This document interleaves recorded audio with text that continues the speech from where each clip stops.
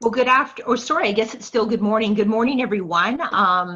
It's Kathy Robertson, General Manager of Community Futures Couch, and I'll be doing our introductions and some moderation for today's webinar. So thank you to everyone who's joined us. I hope you find this a valuable session. On behalf of Community Futures, the Duncan Cowichan Chamber of Commerce and Economic Development Cowichan, we're very pleased to have our MP for Cowichan, Malahat, and Langford, Alistair MacGregor, join us today. He will begin with a brief background on how these new federal programs and their supporting legislation came to be in record time. And he's also here to discuss in detail the programs, hopefully to help us understand them a bit more. We expect that to take about 15 minutes or so. And then we're going to open it up for questions. And we're hoping that's where you can learn a lot more and get the detail you're looking for. Now, in order for this to happen, we have a few rules or housekeeping items that may be new for some folks about when you're on a meeting online. So due to the number of attendees, as you may be learning now, everyone's on mute and from our moderator on the back end. And this is mostly to prevent any background noise interfering with the call. And if you've been on a Zoom call recently, you know how easily that can happen. And it also allows us to just moderate the speakers themselves and making sure that they're well heard. But of course, we want to get your questions and we do want to hear from you. So we'll be using the chat box to accomplish that. So if you look on your view options, or if you're familiar with Zoom already, you'll know that there is an opportunity just to type into the chat function there any questions or comments you may have. And myself and Alistair, we're going to be moderating those and bring them forward for his discussion, make comment on, or certainly answer.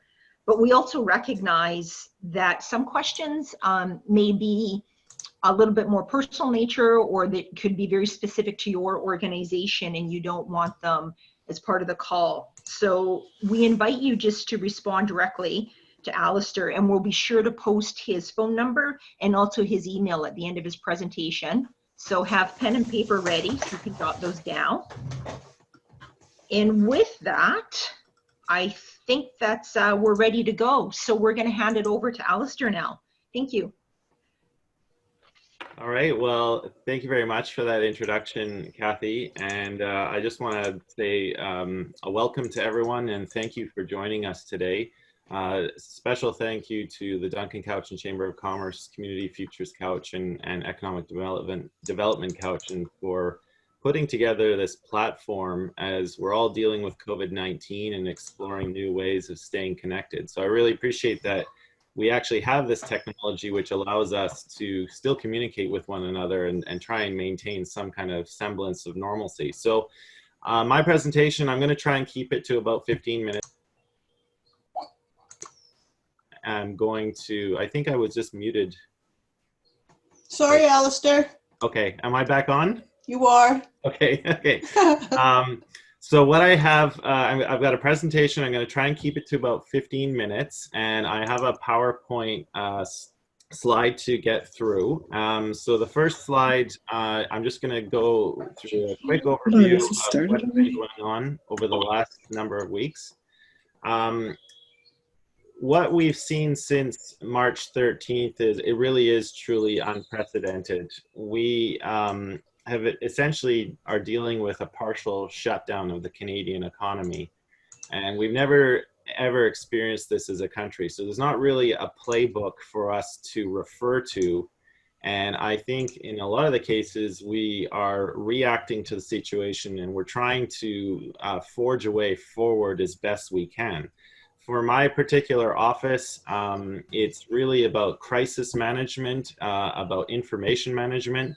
It can be similar to drinking out of a fire hose because the information that we're getting, not only from constituents, but also from the government is changing on a daily basis and sometimes on an hourly basis. And so it's a real struggle to try and keep everyone accurately informed with that. We've had 2 emergency sessions of the House of Commons because a lot of the changes that we're seeing in trying to deal with this crisis have required legislative changes. Those have been put together with a fraction of the normal number of MPs, and it's usually been MPs who are close enough to the Ottawa area that they can get there in a short amount of time and not have to use aircraft to get there. And so the legislation that the government has brought together, both on March the 24th and on April 11th, were shared with us in advance so that we could try and come to an agreement when the House of Commons actually met. And, you know, really what I want to say is that when it comes to the Chamber of Commerce and to the small and medium-sized businesses, not only in our region, but right across the province and right across Canada, I just really want to personally recognize the role that you play in our communities, and that our recovery is really going to depend on how well you bounce back. So I've really been fortunate over my time as Member of Parliament to have forged some really strong relationships, not only with the Chambers of Commerce, but also with a lot of small business owners in our community. And I look forward to taking your feedback, your comments, your suggestions, and really trying to, you know, continue being a champion for you, because your feedback will be vitally important in how we weather this crisis, and more importantly, how the federal government is able to respond over the long term. So just a quick review, you know, even though my caucus is quite small and we have for the most part all been confined to our homes, it's been quite amazing what we've been able to do with just a phone and a computer. And having, in advance of those two House of Commons meetings, we were taking the feedback from our constituents in the ridings across Canada, because the initial proposals that the federal government came out with were not really all that adequate. And I think that goes back to my point about there being no playbook for this. So the initial wage subsidy of 10%, we got immediate feedback on that wasn't going to be nearly enough to keep small businesses afloat. So we pushed the government to increase it up to 75%. We also saw that the initial offering of the threshold limit for businesses to qualify for the wage subsidy, having it at 30%, was far too high a number. So we got them to bring that down to 15%, because we know a lot of businesses have sort of seen a gradual reduction in their revenues. And so to have it at that higher limit, we would have actually been blocking a lot of businesses from getting the assistance that they needed. And also with the Canada Emergency Response Benefit, that's still a work in progress, but initially the initial offer was a multitude of different types of benefits, and for simplicity's sake, we got them to amalgamate those all into one Canada Emergency Response Benefit. We had been pushing for a $2,000 payment per month, or right off the bat, and we got the government to agree to that $2,000 a month. So still a lot of work to be done, but it has been great to actually see how the opposition and the government parties have been collaborating on trying to make these programs more responsive and more effective to people's needs. So quick review of what happened on Saturday. There's two things I want to talk about. There's both the motion and then there's the legislation. So the motion, you can go and review online, and a lot of it is pretty procedural stuff. It talks about establishing committees and so on, but there is one particular section R of the motion that was particularly important. This was a motion that my colleagues and I had been fighting for to get the wording just right, and it really reflected how many people were falling through the cracks of the initial Canada Emergency Response Benefit. We have been hearing back from university students who have not lost their job, but are not able to get work in the summer because their job has shut down. We've heard from a lot of people who work multiple part-time jobs, and because they've only lost some of their income and are still earning something, they were not eligible for the CERB, even though they had been negatively affected by the COVID-19 pandemic. And of course, we've heard from a lot of people who are self-employed, who do not have any employees, but they still run a business that's been negatively impacted by COVID-19, and they were falling through the cracks. So what the wording of this motion does, because it was unanimously agreed to, was it essentially obliges the government to fix those gaps, to make sure that, and you can read through the motion there, that we're trying to address as many people as possible. I think the real concern about these programs is making them overly complicated, when right now what we need is something that's simple, something that's easy to understand, and that's something that gives Canadians that confidence that the government's got their back during this time. And I think confidence is going to be absolutely critical to us getting through this and weathering this storm and coming out in better form on the back end of it. So, and just moving on. So that's the first part I wanted to talk about. That's the motion. And then, of course, there was the all-important bill, the legislation, which is Bill C-14. So we've now actually had 3 pieces of legislation that have been dealing with COVID-19. The first one, Bill C-12, was passed when the House was still officially in session. That was basically making an amendment to the Financial Administration Act, which gave the government a little bit more borrowing and spending authority. Then there was the time on March 24th, which was the first COVID-19 Response Act, which allowed the government to set up the CERB and to make some changes to the employment insurance program. And then there was this Bill C-14, which makes most of its amendments are concentrated on the wage subsidy and bringing it up to 75%. So this, what you see on your screens in front of you, is just a quick review of the summary of the legislation. When you actually read through it, it's quite technical. It's got different formulas set out, but any act that is essentially amending how the Income Tax Act behaves has to have those financial formulas in place so that the Canada Revenue Agency can administer it. And essentially, how the wage subsidy is being set up is it's being set up as a refundable tax credit. So that's how it's going to be paid out. It's a subsidy that will be paid, but from the Canada Revenue Agency's point of view, it is essentially a refundable tax credit that will be paid back to businesses that are that are eligible for it. So going into a few more details, you can see here that it essentially provides that 75% wage subsidy to eligible employers for up to 12 weeks. And I've got the dates there. It is retroactive to March 15th because that's sort of the start of the shutdown that we saw in Canada. Eligible employers, we've got individuals, we've got taxable corporations. And again, you can see at the bottom there, there's that really important 15% drop, that rather than the 30 that it was originally at, you can see sort of a gradual step down in loss in revenue. Now, the legislation and the program, there still are a lot of questions on this, and I'm sure there will be more at the end of this presentation. I can assure you, I don't have all of the answers on this right now. We're still working our way through, and there's still a little bit of confusion because it's only been since Saturday that this bill was passed, and that's the authorizing statute. So that's given the government the authority to proceed with putting the program on offer.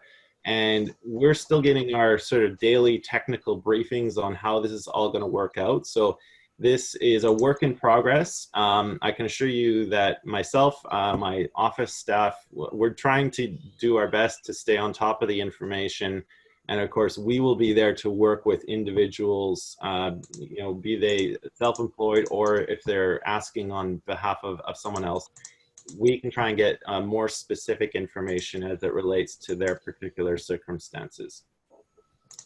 How it's going to work, you can see there that it's going to basically provide a cash infusion to an eligible business that will allow them to subsidize 75% of the remuneration that they pay to their employees, up to a maximum of $847 per week.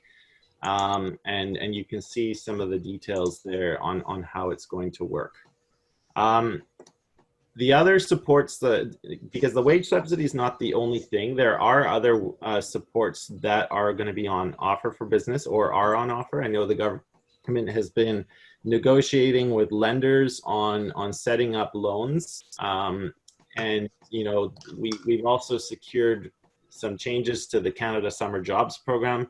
I've gotten some emails from Service Canada, and I still need to take a look at those, but I know the Chamber of Commerce is always interested in having those Canada Summer Jobs to maintain the visitor center.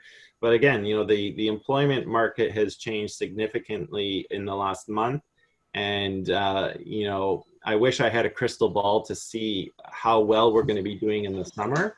But I will make sure that for any of those people who are interested in the Canada Summer Jobs Program, that my office is prepared to work with you if you have any questions on your particular application. We've also, the federal government's also put on offer deferrals for tax deadlines, deferral of sales tax remittance. So just really trying to get the financial obligations of individual businesses to the government, trying to punt those off down the line to give a little bit more breathing room. And again, how well these programs work will differ according to which individual is accessing them. And if we're to make improvements, I'll be depending on your feedback so that I can convey that to the appropriate government officials as we go forward. We're not done there, though.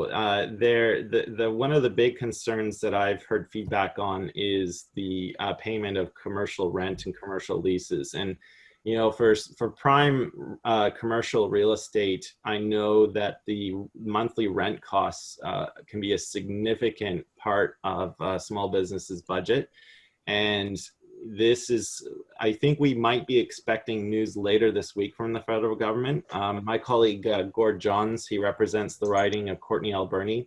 He serves as our small business critic. And together with my colleague, Peter Julian, who is our finance critic, they've really been ramping up the pressure on the finance minister so that the federal government hopefully will step in this week with an announcement on some kind of relief for commercial leases and commercial rent. And you can see some of the things that we've been pushing for.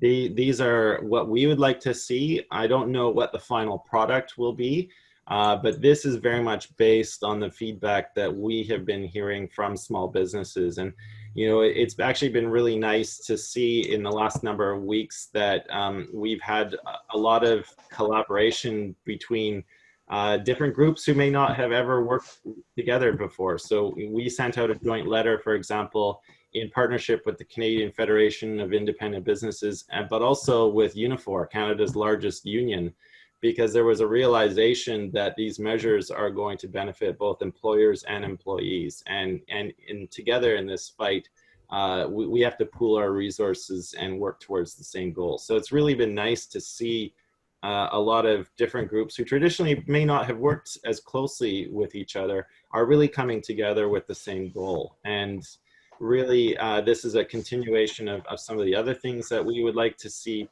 pushed for. And you can take a look at those and offer your suggestions, your feedback. If there's anything missing here, I'd love to hear that back, and I can maybe filter that on or forward it on to my colleague Gord Johns. The other thing too is, like, you may have, I just want to, on the last point here, the loans program. I have heard a lot of concern about the loans program because I know, my office has done casework before for small businesses with the Canada Revenue Agency, and I know how tight the margins are for many small businesses, and I also know that some of them can be carrying quite a significant debt load. So increasing that debt load, of course, is going to be quite problematic. And so, the loans program may not be for everyone. It is nice that it's going to be interest-free for that first year, and that, $10,000 of it could be forgivable. But we would love to see that $10,000 just offered as a straight-up grant, rather than, making it overly complicated as to whether it's going to be forgivable or not. I think really, going back to that theme of instilling confidence in people, it's really about getting that cash infusion and letting people know that the federal government is there and that we've got your back during this troubling time. So I think, we don't want perfect to be the enemy of the good. I think that's probably the best summary of it all. So I think I'll conclude my presentation there. I really appreciate this opportunity to speak with all of you. There's some of the contact information that you can use. So even though my constituency offices, the one in Langford and the one in Duncan, are closed to the public, like to walk-ins, I can assure you that my Ottawa staff are now playing direct backup to constituency work because there's not really much going on in Ottawa these days. And we are very much staying on top of the emails and the phone calls that are coming in. So while we don't really assist directly with someone making the application, the role we actually play is that when a person has made an application for assistance, whether it's the CERB or the wage subsidy, and they're still not getting the assistance they need, or they're falling through the cracks, that's when my office has a role to play to both push for change, for improvement, but also we have those dedicated phone numbers with Service Canada, with Canada Revenue Agency, where the staff on my team can maybe step in and help with those personal questions that either of you may have. And then just at the very bottom, the Government of Canada's COVID-19 response website is being updated almost on a daily basis. There have been significant improvements made to it over the last number of weeks. And I think if you take the time to go through that website, especially with the wage subsidy, there's a lot of frequently asked questions there. They give a lot of scenarios, and if you take the time to review through those, you may in fact find a lot of your questions answered. So check out those resources, and I'll conclude there. And if anyone has any suggestions, any comments or questions, I will do my best to answer them. So thank you very much.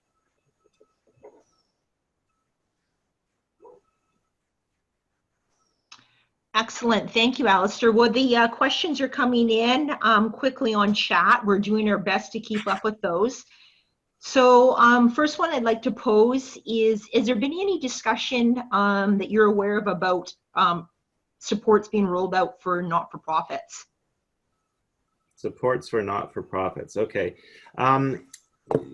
It was for my understanding, and was this question specifically with regards to the wage subsidy, like if a not-for-profit has employees?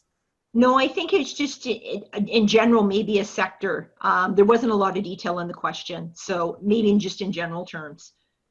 Okay. I mean, so my understanding right now is that for the wage subsidy, pretty much I think the only people who are not eligible would be like a public entity, like a municipal government.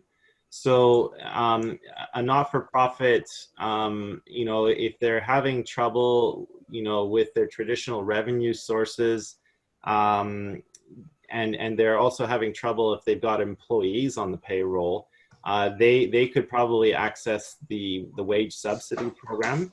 And if any of those individual employees are also having trouble and they've had to be laid off, they might access the CERB.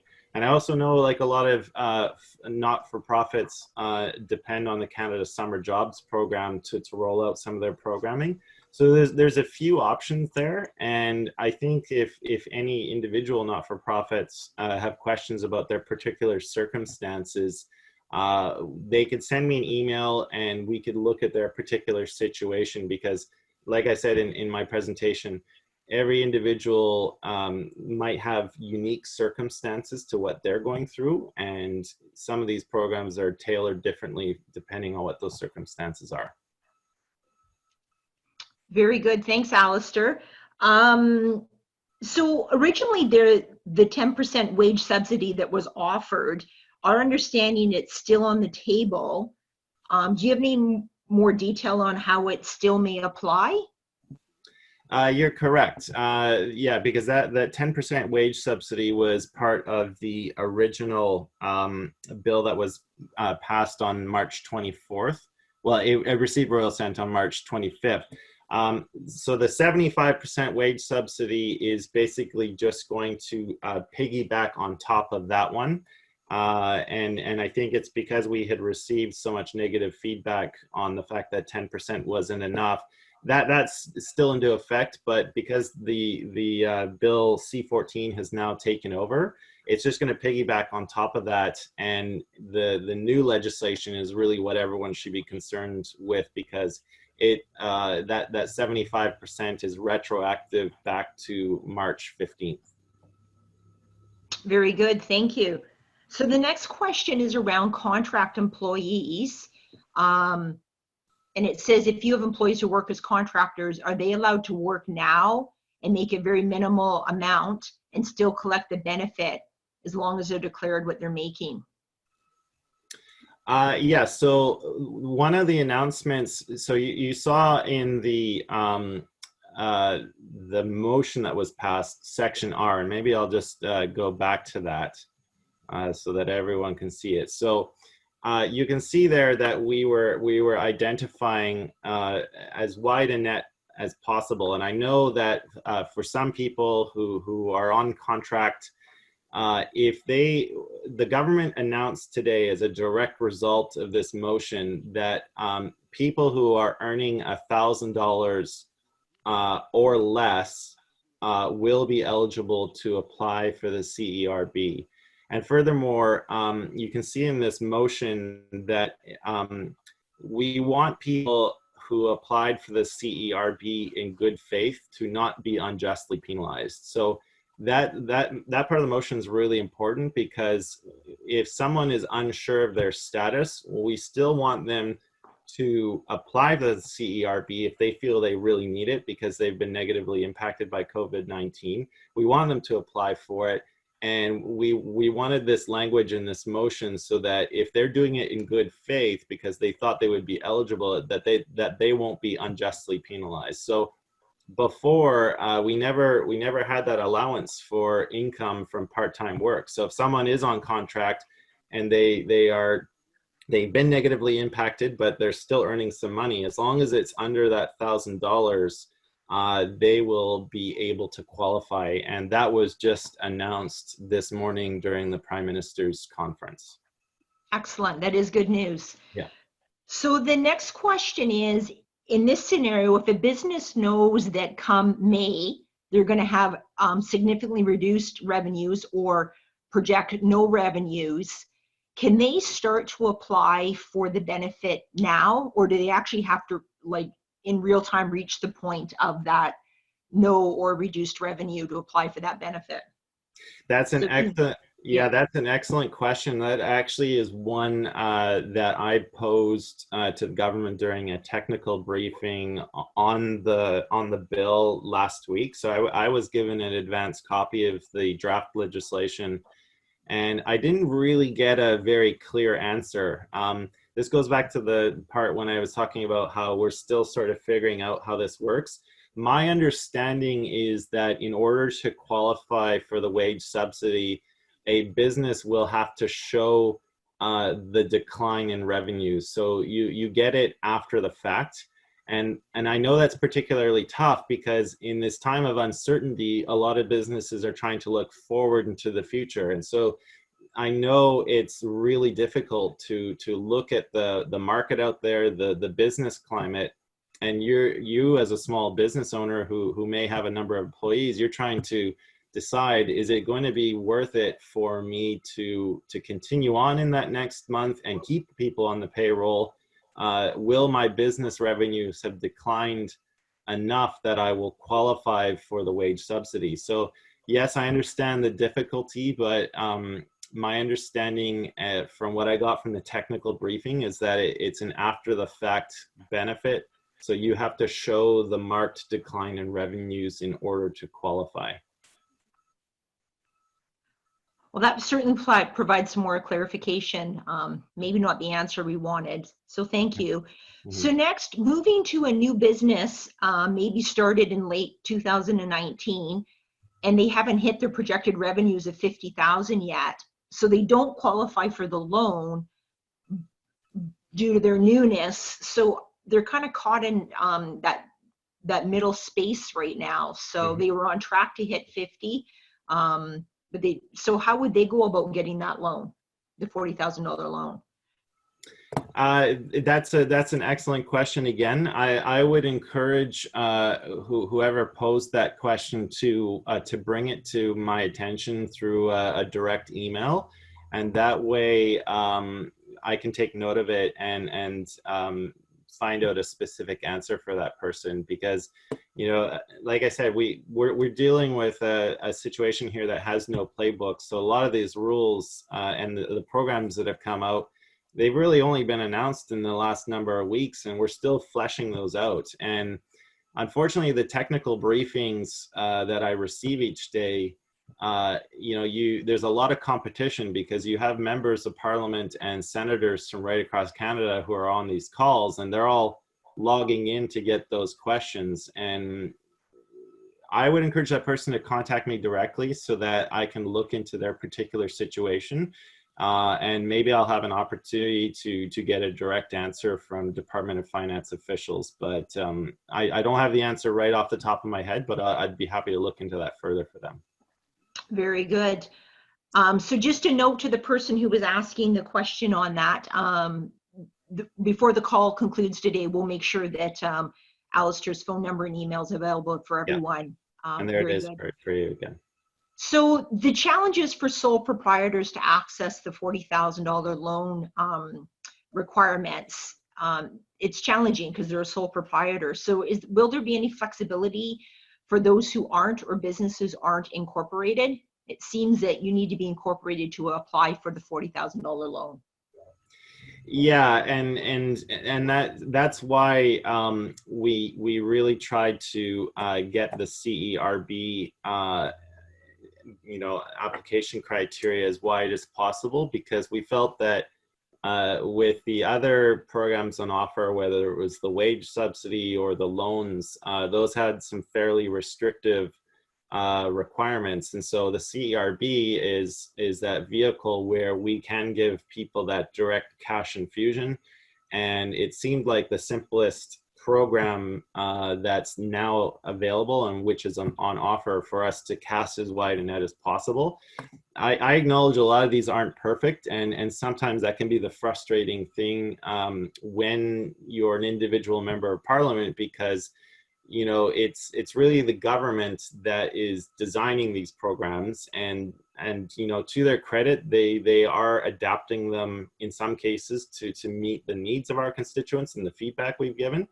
But as we're discovering now, and I'm sure as we'll discover in the days and the weeks ahead, there still will be some hiccups, and there will be some instances that haven't fully been thought of. So this is really why I encourage everyone to send me those problems and those hiccups in greater detail by email, because that will allow me to compile them into something that I can take directly to the government. And I think there are going to have to be more fixes as we go on into the future. Very good, thank you. So this next question comes related to the commercial landlords. It specifically says, would you please speak to the commercial abatement by commercial landlords? So hoping that question makes sense to you. You understand it? Yeah, and that's the other part, which I should have probably spent more time on when I was going through this slide. Is it's not only the tenants who are going through a tough time, because we know from the statistics that have already been compiled that there have already been a large number of defaults on the April 1st rent that was due, but we expect an even higher number of defaults to come up on May 1st. And so we know that the landlords, as the owner of the property, they have their costs, they have their property tax that has to be paid, if there are any improvements that have to be made to the property, the general maintenance and so on. So by not collecting that monthly rent, they are put in a precarious situation. And really this is a way of trying to ease the pain for both the tenant and the landlord, because the last thing we want to see is a lot of these small businesses kicked out of the place that they've been using, sometimes for many years. So it's, you know, I'll get to my friend Gord Johns about further details on that, but this is really sort of the big asks that we have put as a starting position. And I think we are expecting that announcement on commercial leases later this week. So we'll see exactly what details the federal government is prepared to put on offer. And, you know, announcements are one thing. It's really the fine print, the fine details where we have to be very careful and find out those rules. Because I know rent traditionally falls under provincial jurisdiction, but really because this is such a national problem, we felt that the feds had to also get involved because, you know, every province is dealing with this exact same problem. And we want to make sure that no matter what province a small business is located in, that they're getting the same kind of treatment and the same kind of assistance. Excellent. So this next question is related to the fishing industry. The CEBA program specifically looks at box 14 in your qualifying income, but fishing businesses have to fill out boxes 78 and 80. So our respondent is curious, do you know any detail on that? Or maybe this question should go to you directly. Yeah, I think just for the technical nature of it, that's probably something we can look at in terms of their individual case. I do know that, yeah, I've been hearing a lot from commercial fishermen who, of course, we've lost a lot of the global market access, and so a lot of them are sitting idly. But we also have a lot of companies which offer the recreational fishing charters.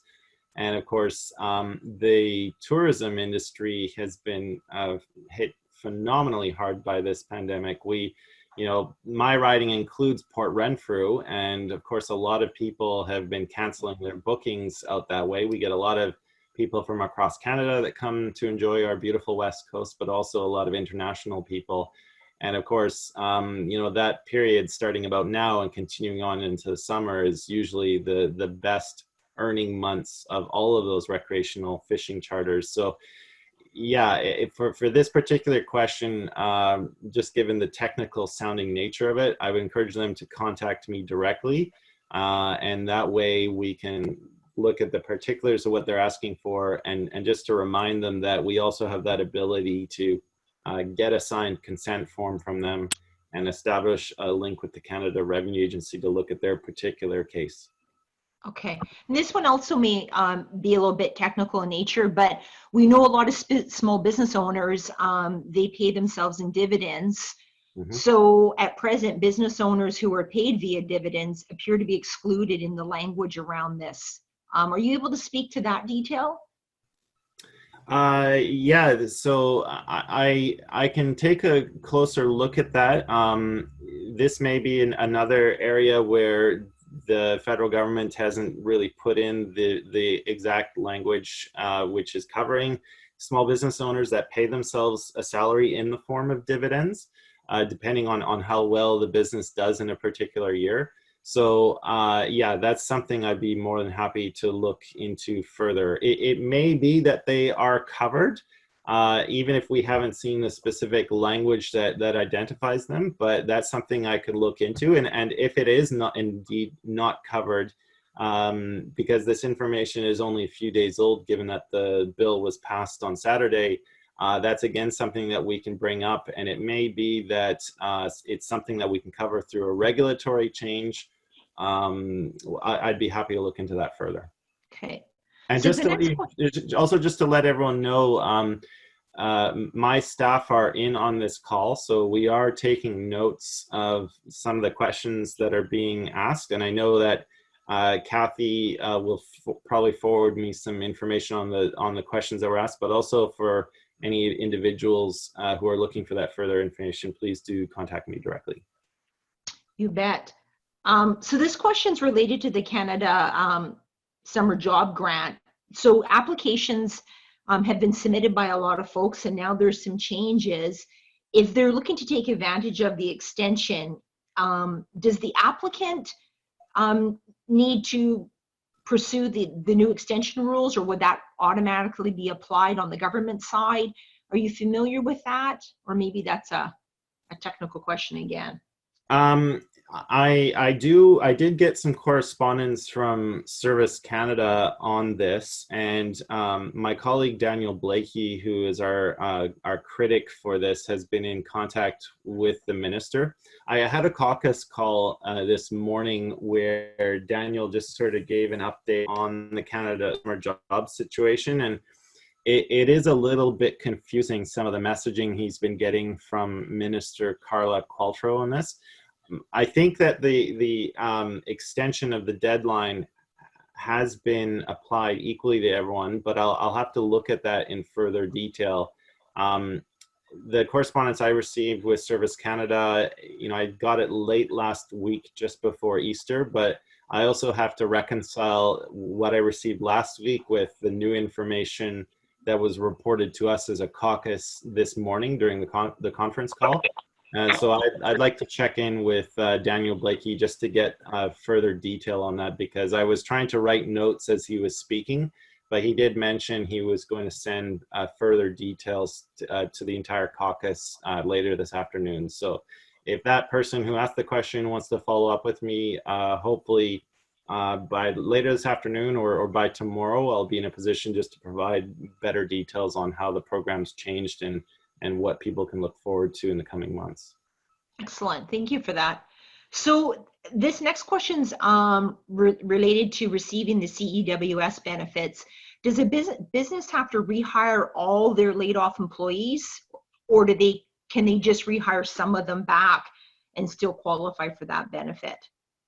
Yeah, it will subsidize each individual employee that you bring back. So you don't have to bring everyone back. It's really paid out to you to subsidize an individual's wage. So, how much you get will depend on how many employees you're bringing back. So yes, if a small business makes the decision that they're going to be running reduced operations and they may need to only bring 1 or 2 people back, those people, as long as they're brought back onto payroll and they are legitimately, being paid and so on, you will then qualify for the emergency wage subsidy if you are still able to show that you've had a marked decline in your revenues as per the information, which I'll just bring back up for people.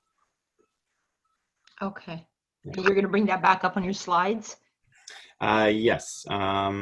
So that shows what's in the legislation that was passed on Saturday. So you can see that 15% drop in revenue for the first period that starts March 15th. And I believe so that's March 15th going to April 11th. And then for the subsequent periods, starting April 12th going to May, and then from May to June, those will be a 30% drop in revenues. Okay. So just to confirm, there was a question about the minimum amount of payroll you need to qualify for the wage subsidy. And I do believe that's $50,000. That's correct? I think so, yes. Yeah. Okay.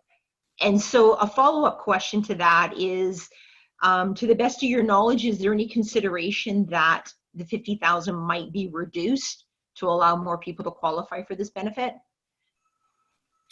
It could be. I'd have to check because if it's a part of the legislation, and I'll go back and review it because it's a fairly lengthy bill. If it's written into the legislation, that would require another act of Parliament to change. But that's a good suggestion if we want to, as I referred to previously, to widen the net to make sure as many people qualify as possible. I think that's a great suggestion, and I can take a closer look at that. All right, I feel like we've got all the questions answered. So thank you to everyone for that. But the one that's outstanding, it was posed a couple times, is can we get a copy of the PowerPoint presentation? So how might that happen? I can forward it. Should I forward it to Sonia at the Duncan Cowichan Chamber of Commerce, or to yourself? You know what we'll do is we'll connect with you once this is completed on the best way to get it. Okay. And then we can share it out. There's a number of options that we can make it available via the websites and that. But Okay. yeah. Yeah, I can attach the PowerPoint presentation. I can get Adam to attach it to an email. And I think this webinar was also being recorded in case Yes. anyone wants to watch it later time. Yeah. And then we had a last question pop up here. I feel it's really important.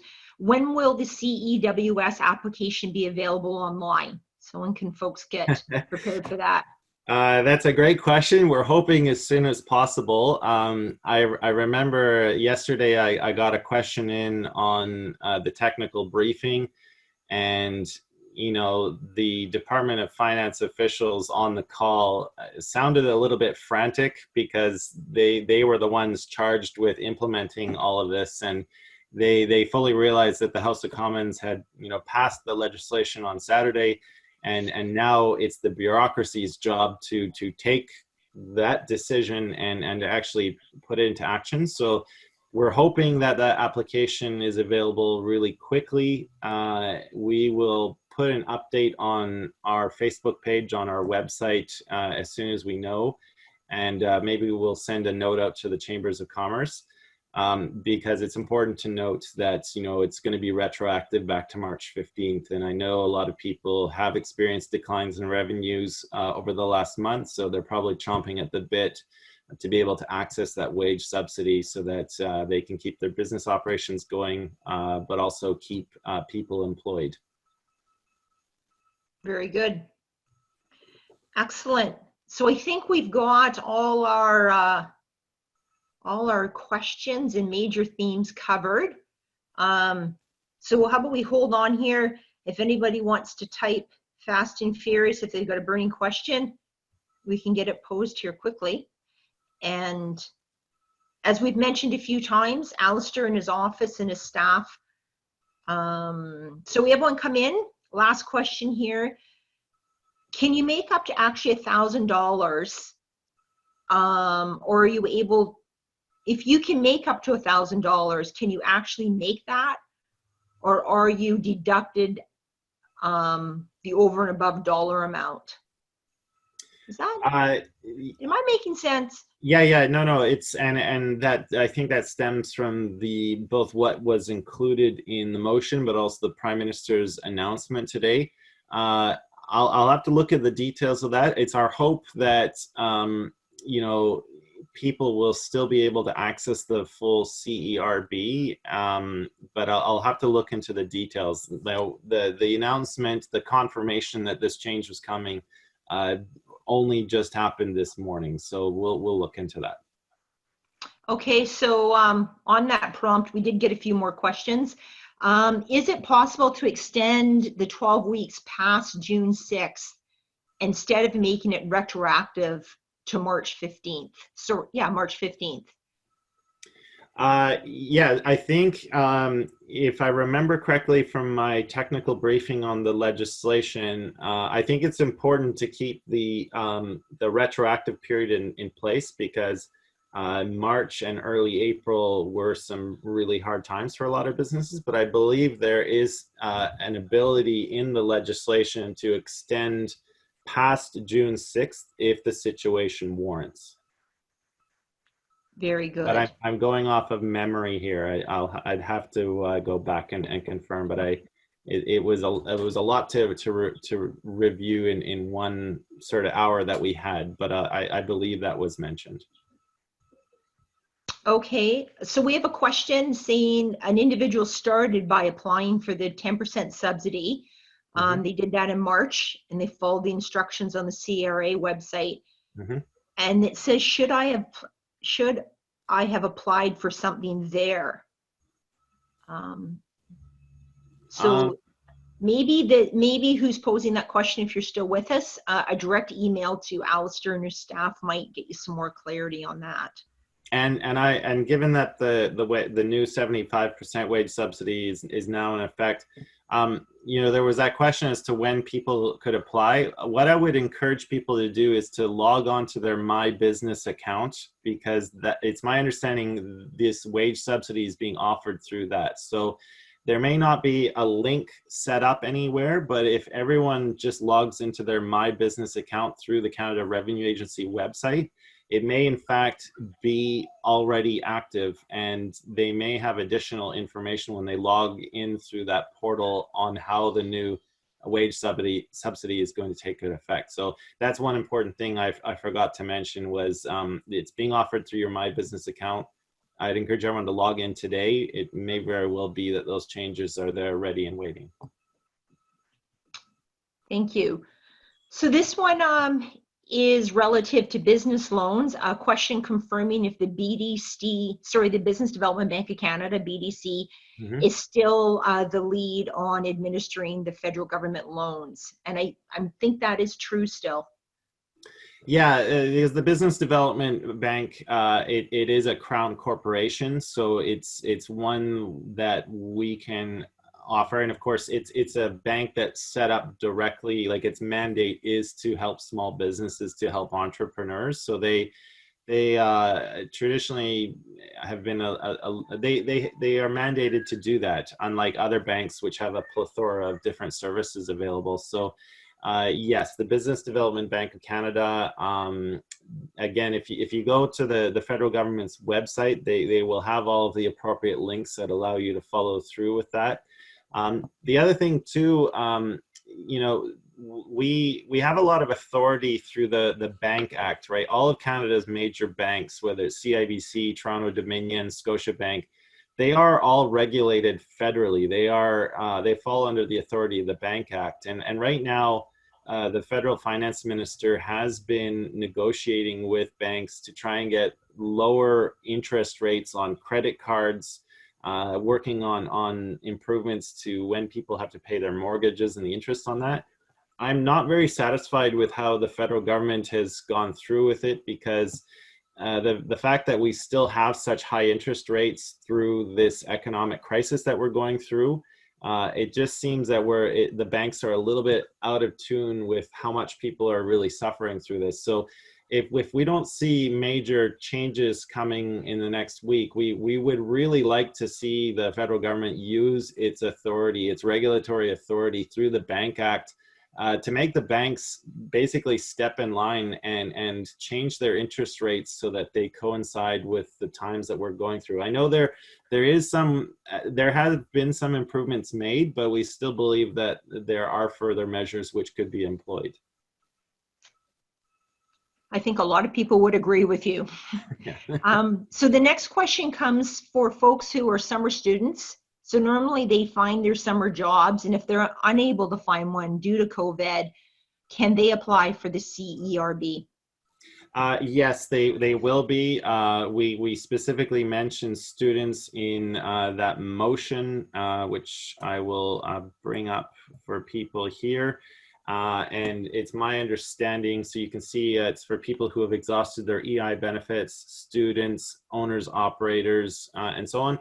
It's my understanding that later this week we will have further announcements from the Prime Minister that specifically relate to students. But we'll have to we'll have to wait till he actually makes them. But you know, his government did agree to this particular section in the motion, so we expect that they will follow through with their commitment. Very good.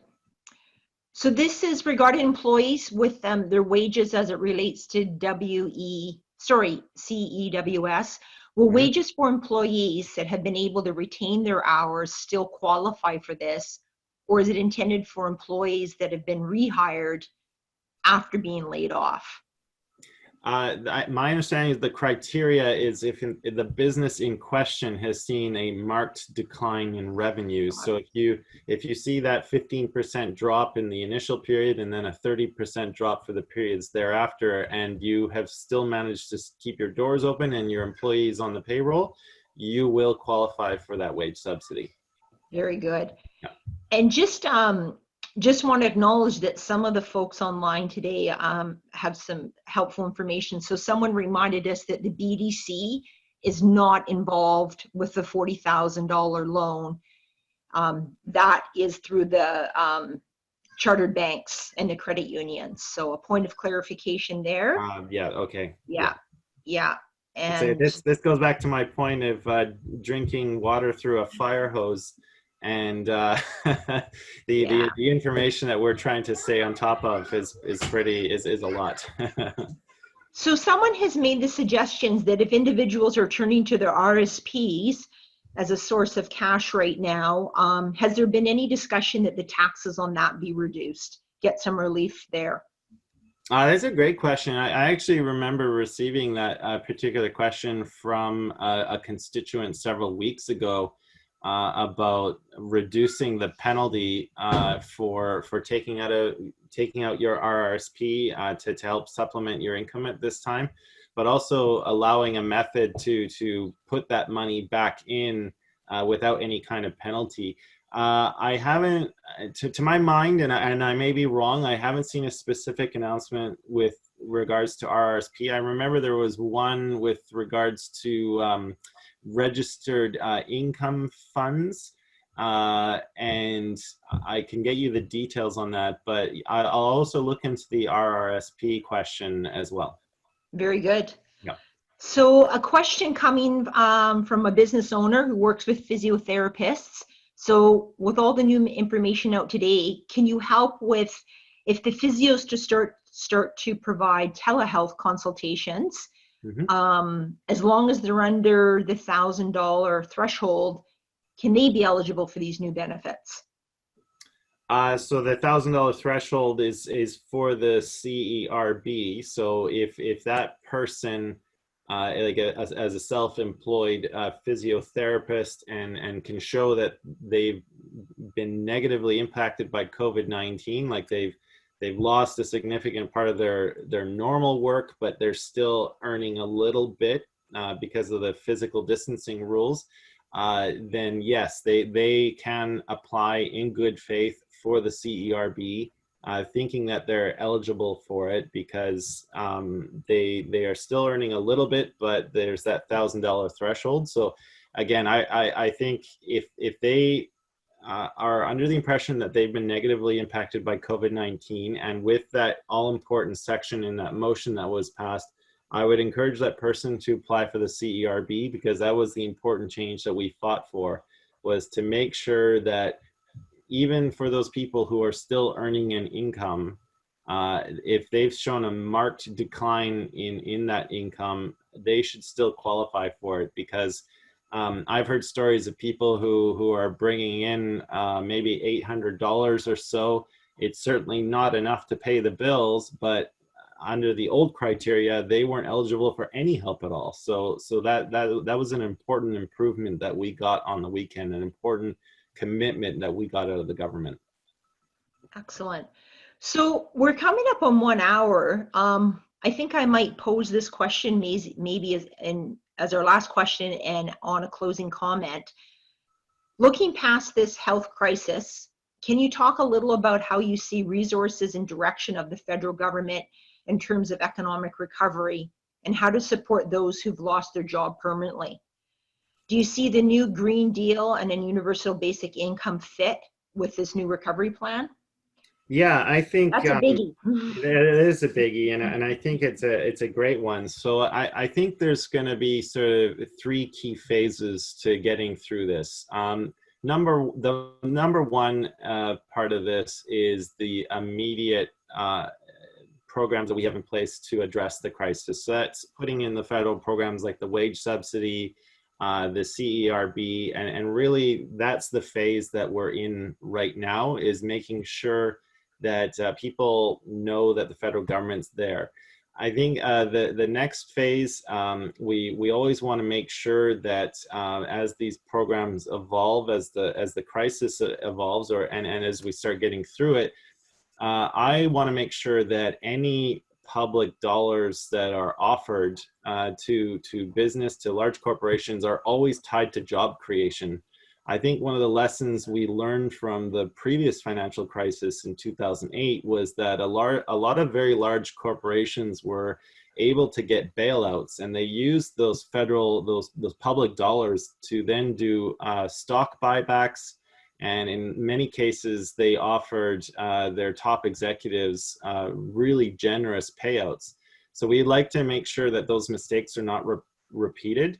And we need to make sure that public dollars are tied to job creation, whether it's job maintenance or keeping small businesses going. It has to have that revolve around that key concept. And then I think in going into the future in the third phase, I would really love to see the conversation shift to how we build a more resilient economy, more resilient communities.